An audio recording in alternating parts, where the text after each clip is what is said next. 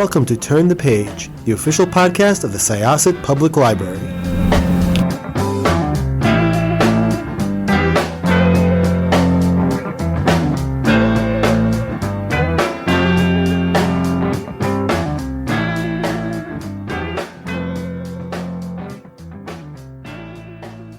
Hi, welcome to Syosset Library's Turn the Page podcast. I'm Jessikah. I am your host, and I am here with an author who did, last time we spoke, it was cryptids, but you've also done books about like haunted possessions, right?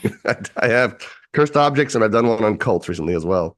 Yeah, and that's what we're going to be talking about today. Cult Following, which was a very interesting book. I think, first of all, the public has a fascination with cults, and what defines a cult is kind of interesting too, because I think I've heard somebody, I forget the documentary I was watching, but it was like somebody had said that there's a joke between historians, like cult plus time equals religion, which is an interesting, way to look at it. But, a lot of times, like what we see as a cult might not be what somebody else sees as a cult. And certainly one of the things that you mentioned in this book is that people who are in cults will not use the word cult. Or it's kind of a word that's fallen away. So first of all, tell us who you are and tell us about Cult Following. Sure. So my name is J.W. Ocker, and I write weird nonfiction. So I do a lot of travelogues where I visit weird stuff. That's everything from towns that celebrate Bigfoot to cursed objects in museums. And this time around, wanted to go in a slightly different direction and talk about cults. And I totally agree that idea of cults plus time equals religions. I would go even farther than that. The reason why people don't want to call themselves a cult and people don't, reason why it's pejorative is really a cult to me is either a failed religion or a religion on its way to failing. And what I mean by that is, cults usually end, massively in big ways, right? The leader gets put in jail. There's a massive scandal happens. A unfulfilled prophecy is obviously happens. The UFOs don't come. So when that happens, the cults, which are usually small and usually have one leader, they kind of dissipate. Whereas in large religions that are established, they're too big to fail. They can take the brunt, right? When the Catholic Church has a massive scandal, they just kind of try to cut that part out and say, it's not the whole religion. It's just this stuff over here, and there's multiple leaders. And they can keep going. They've established enough legs on the ground that they can weather the tide. So cults being smaller, being less established, if something goes wrong with them, they're done. So that's why I totally agree with that. The line between cult and religion is almost insignificant. It's just what's mainstream or not.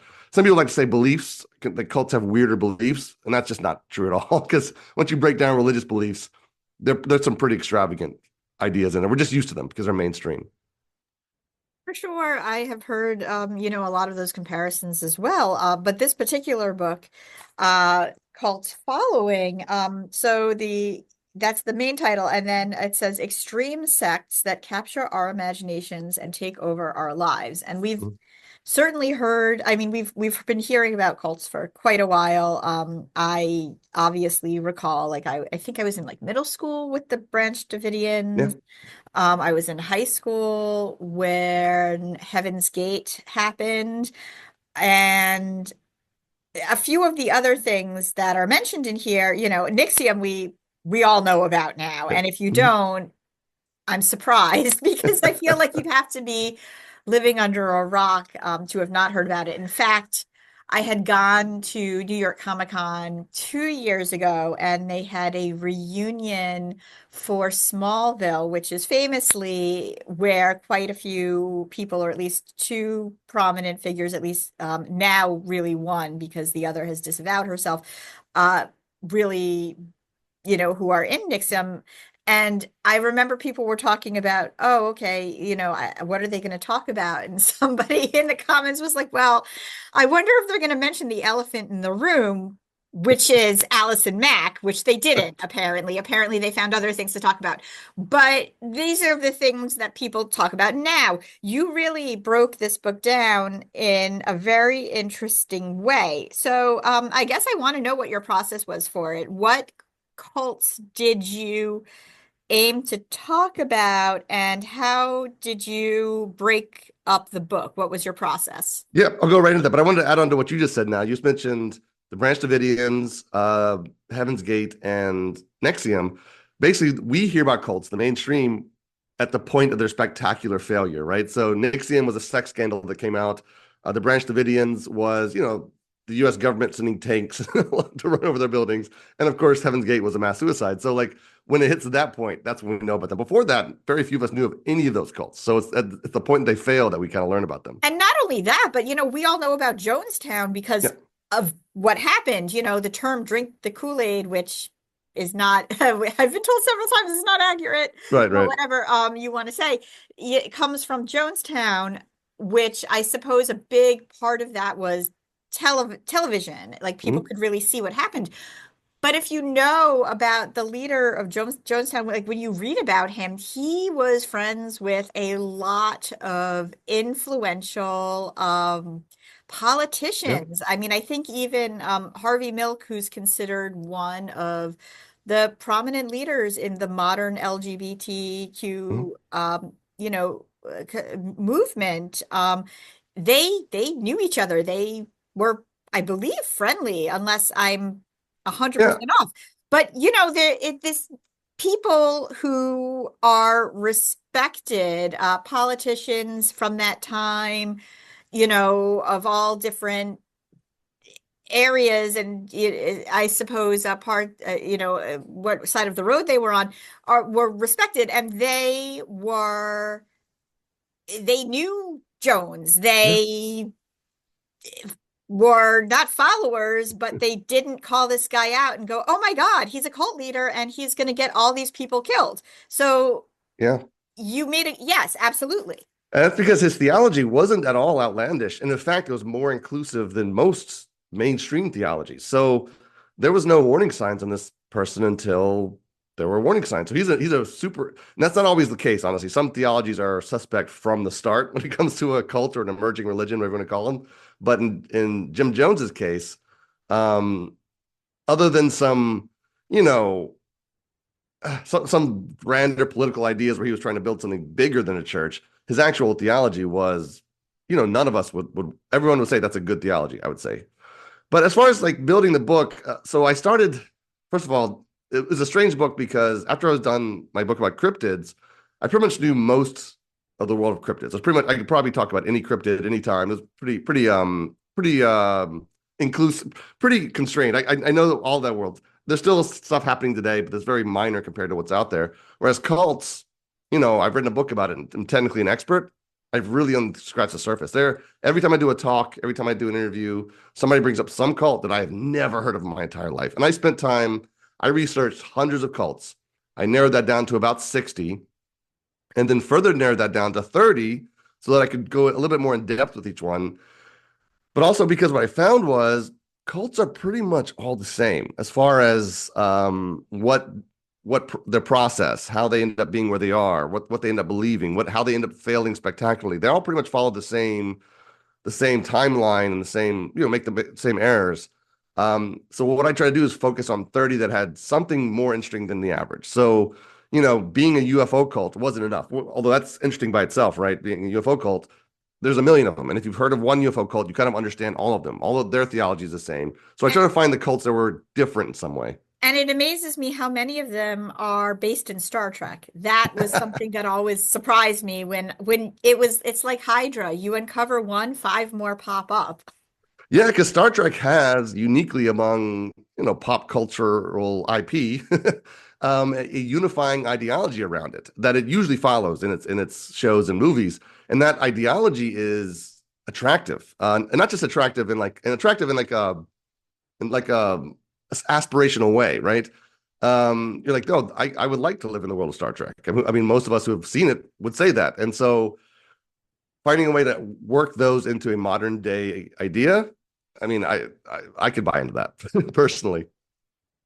But also they've explored it all. Again, the funny thing about UFO cults is they're very much unimaginative. That's the other kind of thing. Most cults are, but especially UFO cults are very unimaginative. So what defines a UFO cult is they believe, as opposed to a religious cult where they have a direct pipeline to a divine being or creator, UFO cults have a direct pipeline to some extraterrestrial intelligence that's far superior than our own. So once they have that, their theologies and their stories are still all the same. It's, protecting the planet. It's reaching a higher stage of evolution. It's some kind of intergalactic war. The worst science fiction writer on the planet could come up with those ideas. And when you have acclaimed direct access to a real extraterrestrial intelligence, you still come up with the same ideas. So that to me is surprising about UFO cults. We should be hearing, if you're a UFO cult, you should be telling us things that would blow our minds. And that should be kind of the test of the doctrine, I think.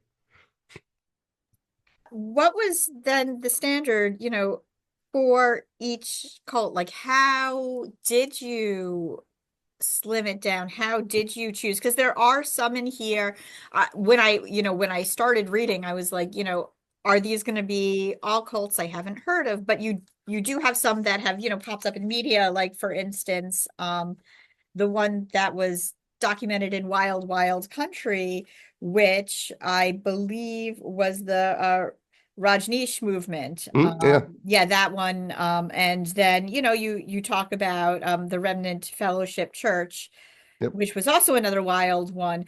But yeah, how did you make the choice? Like, how did you have these different sections, like the search for truth, the search for protection. And I like that each one starts with the search. Yeah.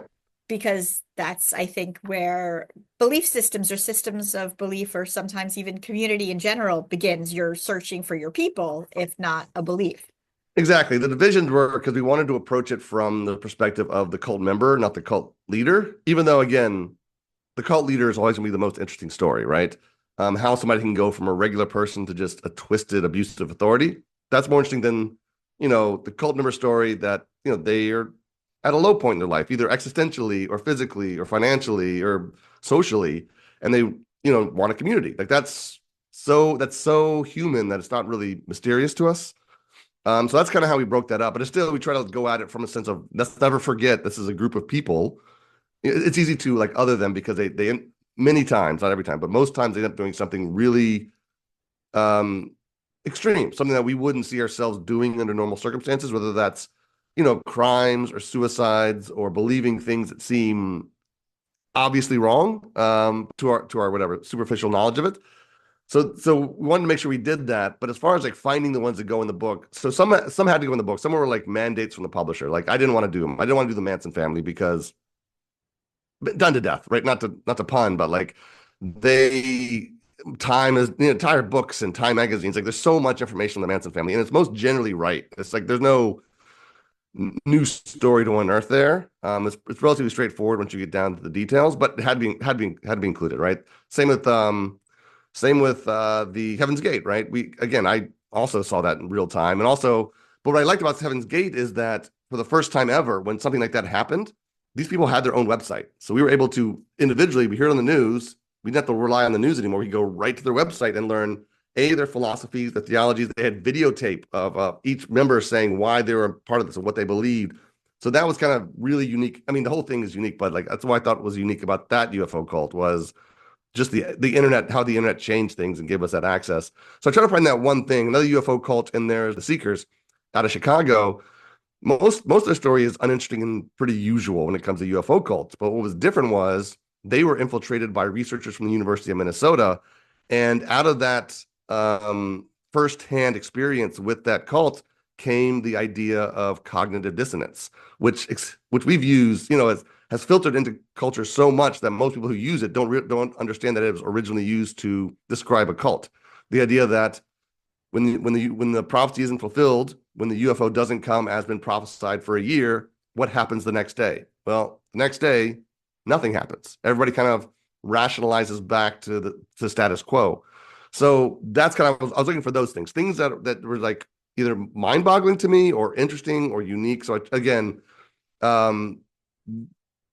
still though, you'll start seeing a pattern pretty quickly. Even with those unique kind of differentiators of why they got in the book, you'll still start seeing a pattern pretty quickly that involves, again, some leader who's charismatic and has a really good message that gets corrupted over time, cut off the members geographically and socially, and then abuse of power leads to, especially if it's a male leader, sexual abuse, and then finally the the authorities get involved. But not always. There's a few cults in there that I think are generally harmless and were kind of quirky and funny and not bad at all.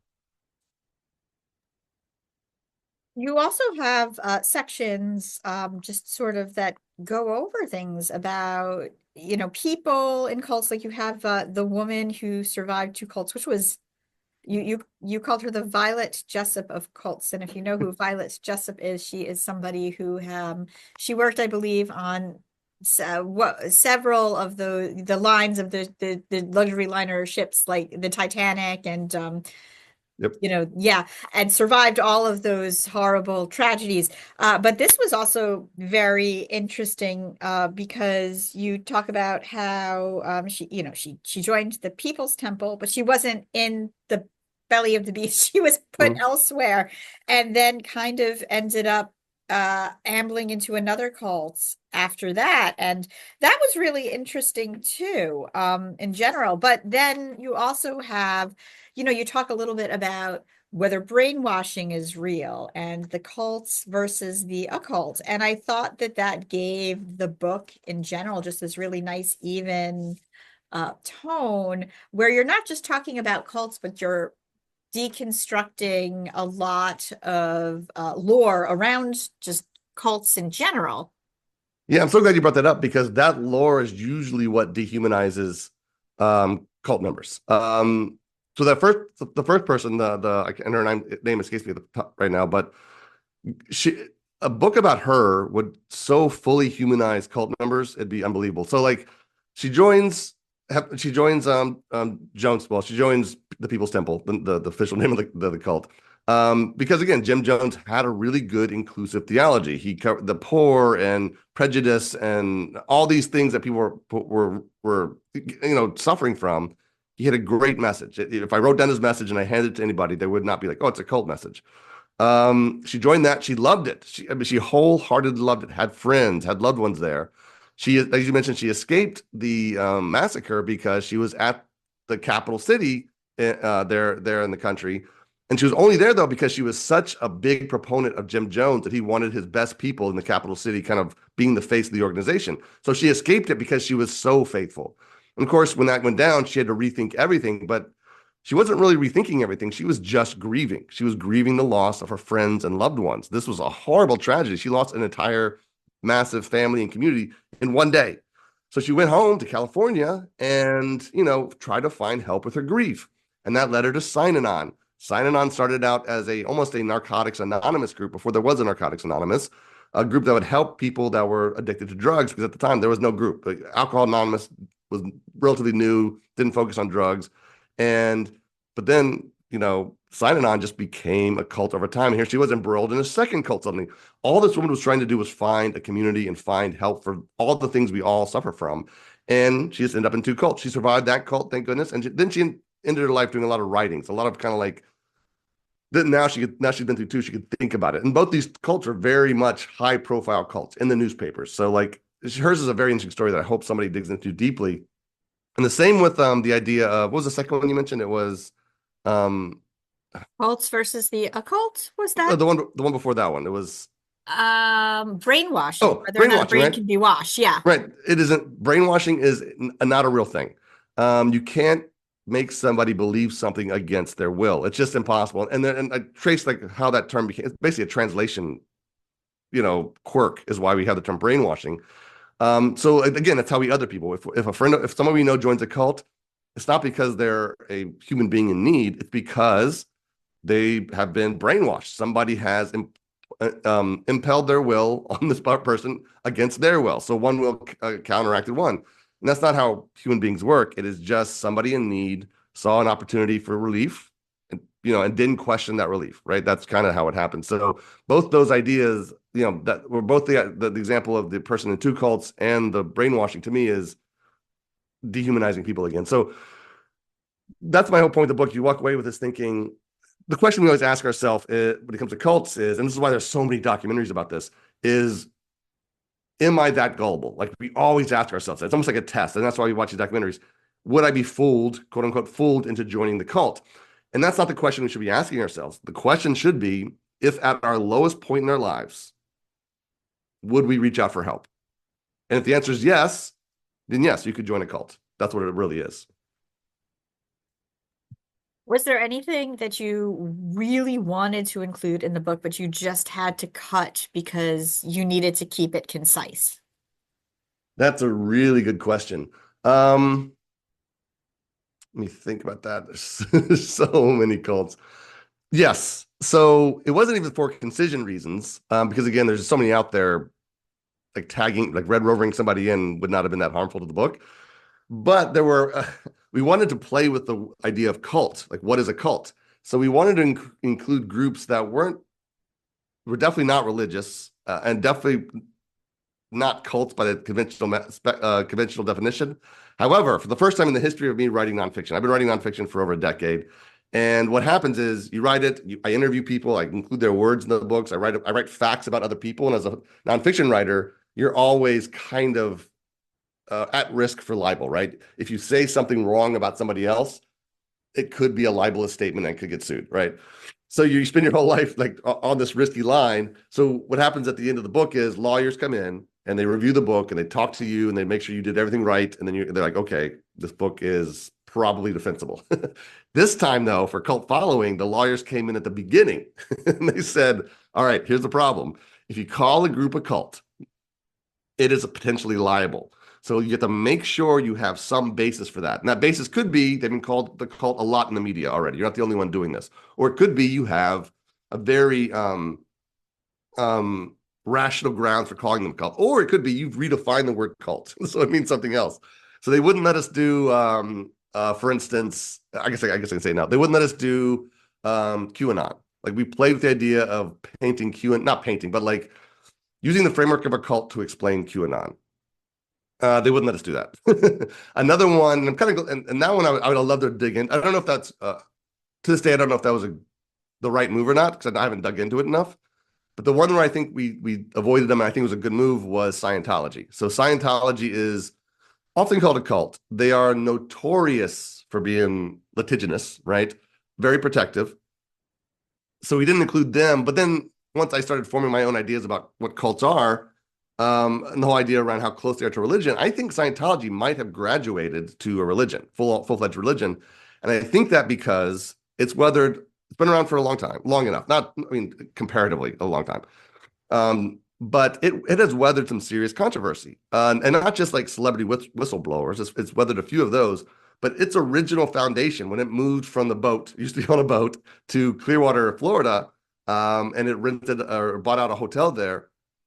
It literally had plans in place to take over Clearwater, Florida. I mean, literally paying off politicians, doing illegal things. They got raided by the FBI because of this and actually got fines and penalties, and they weathered it. And also they ended up taking over Clearwater, Florida anyway, but they didn't by legal means. They just bought every single building that came on the market, and now they dominate that space. Now, I went to school in Clearwater, so I was very familiar with seeing them walking around in their kind of like pilot style uniforms. Yeah. So I think we left them out, and I'm glad we did, not because I'm scared of being sued, but because I think they have a good cause to say they are a legit religion, because they've been around a certain number of times. They've weathered crises. And I think if they lost their leader tomorrow, if tomorrow we found out some sex scandal that takes them down instantly, they would keep going. They'd be able to find the next leader because they're big enough. They might have gotten too big to fail at this point. Thank you so much. This was fascinating. Check out Cult Following, the extreme sects that capture our imaginations and take over lives. And thank you, J.W. Ocker. I can't wait to see what you're working on next. No, thank you. I appreciate the invite. This was a blast. Okay, this was Jessikah, and we are going to close this chapter of Turn the Page. It's time to close this chapter of Turn the Page. Join us for the next episode.